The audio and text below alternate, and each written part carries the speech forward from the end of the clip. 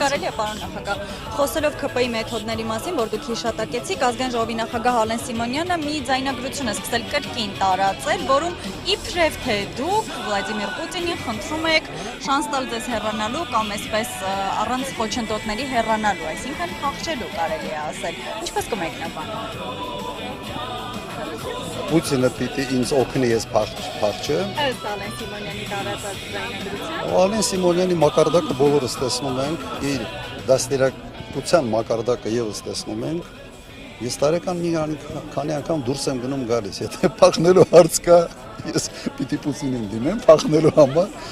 Ուղղակի ինչ ասեմ, մարդկանց երևի բզիկները կամ հոգեկան խանգարումները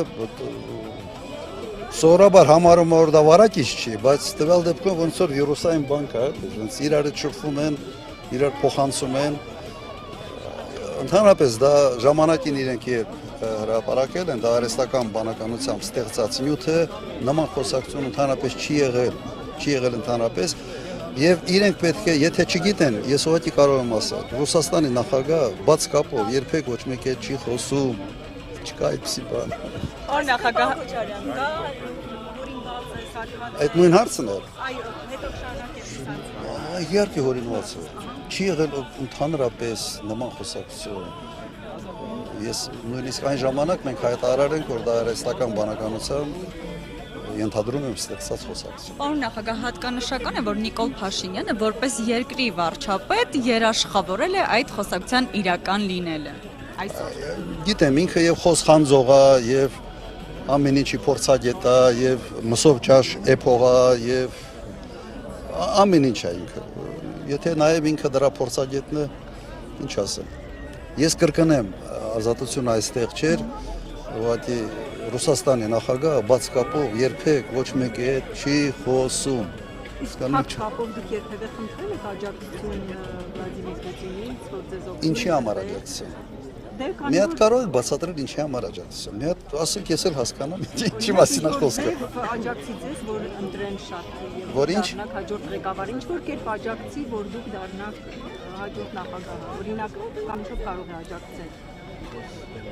Ես չգիտեմ, դուք ասեք ինչով կարող աջակցել։ Դուք չգիտեք։